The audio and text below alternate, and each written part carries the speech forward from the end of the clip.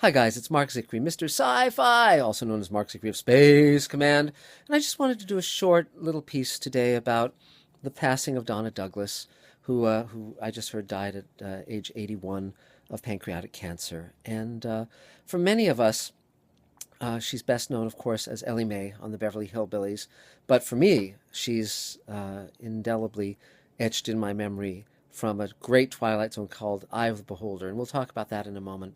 But first, let's talk about Beverly Hillbillies for a moment, because you know, television had its cycles. In the 1950s, it was the golden age, the so-called golden age of television, that fostered great writers like Rod Serling, Patty Chayefsky, Reginald Rose, Tad Moselle, on and on.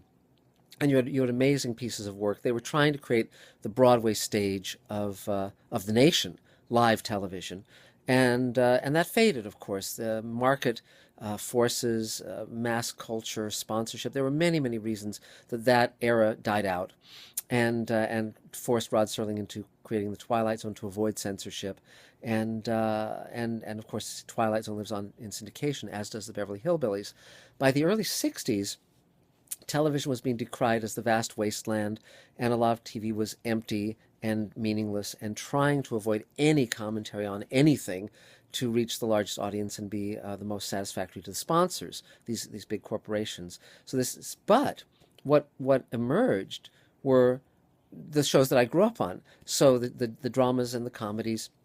And I loved all those comedies, Petticoat Junction, Beverly Hillbillies, I Dream of Jeannie, Bewitched. They were wonderful, and wonderful actors, wonderful writing, genuinely funny. Gilligan's Island, they hold up today. They're really funny. Dobie Gillis. These are shows that had a good-heartedness, and many people, even the network presidents themselves, didn't like these shows, felt that they were crap. But for me, growing up, they were my friends. They were reassuring. They were places that I could go to for comfort and entertainment, and be surrounded by these fictitious friends who were genuinely good-hearted. And I particularly liked the Beverly Hillbillies because it could easily have been something that just laughed at backwoods people and drew on stereotypes, but it basically turned those stereotypes on their head.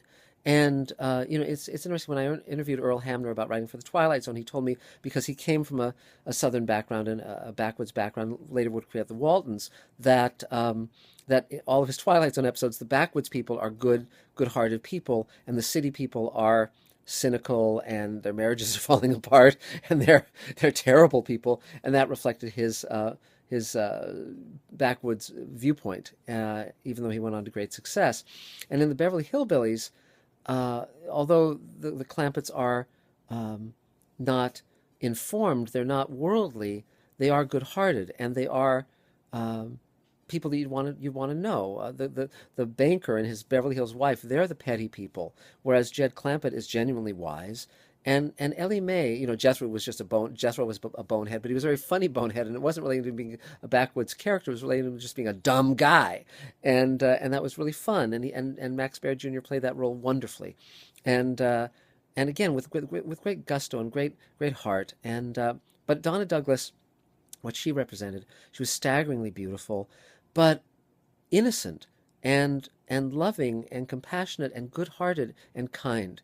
And I think the message I took away from the Beverly Hillbillies, and also from Ellie Mae, and also Jed Clampett, played wonderfully by Buddy Epson, and Granny Clampett was played by Irene Ryan, who was again a terrific actress. But the lesson that was taken away was that compassion and kindness didn't. There was no one had a lock on them, that you could come with a good heart, and wherever you lived, whether you were transplanted to Beverly Hills or anywhere in the world, that would win out. And it wasn't about knowing how to dress or what fork to eat with, that it was about having your feet on the ground and being kind. And I thought that was a very important message. And Ellie Mae, Donna Douglas, she seemed like a genuinely kind person, and there was an authenticity that came through in her performance, and you just sensed that she really was a sweet, good soul. And everything I've read about her speaks to that. And so I think that it was the right actress in the right place at the right time, playing the right role. And you can watch those episodes now, and they don't grow tired. But for me also, when I started writing The Twilight Zone Companion when I was 22, there was a great episode that Rod Serling wrote called Eye of the Beholder, and a woman is in bandages. Her entire head is wrapped in bandages. She's in a hospital room, and she's waiting to discover if the last surgery has made her look normal. That she's supposedly hideously ugly, and if this surgery doesn't work, she'll be sent off to somewhere else. And it's a great plea for the rights of the handicapped and anyone who's not normal, quote unquote normal. And it was way ahead of its time. And then when they unwrap the bandages, there's Donna Douglas, and she's of course stunningly beautiful. And it's a real twist, because you were expecting someone to be horrendously ugly, and I just assumed that that was Donna Douglas playing the entire role, because they unwrap her and there's Donna Douglas. It was only when I started writing The Twilight Zone Companion and researching it when I was 22 that I interviewed Douglas Hayes, who directed the episode from Rod Serling's script. And Doug told me that the challenge of finding a beautiful actress who could also deliver that performance for the bulk of the show, that he had the brainstorm of casting two actresses and having the one who could act and emote under the bandages, who would have a great voice and great expressive hands and an ability to convey the heart of this character. And then when it would be unwrapped, they'd cast a beauty, Donna Douglas, to play that role. And so the actress under wraps was an actress named Maxine Stewart. And I actually interviewed her, and she's quoted in the book, in The Twilight Zone Companion. You can go online, and I think if you Google that episode or Google Maxine Stewart, you'll be able to see what she looked like as well.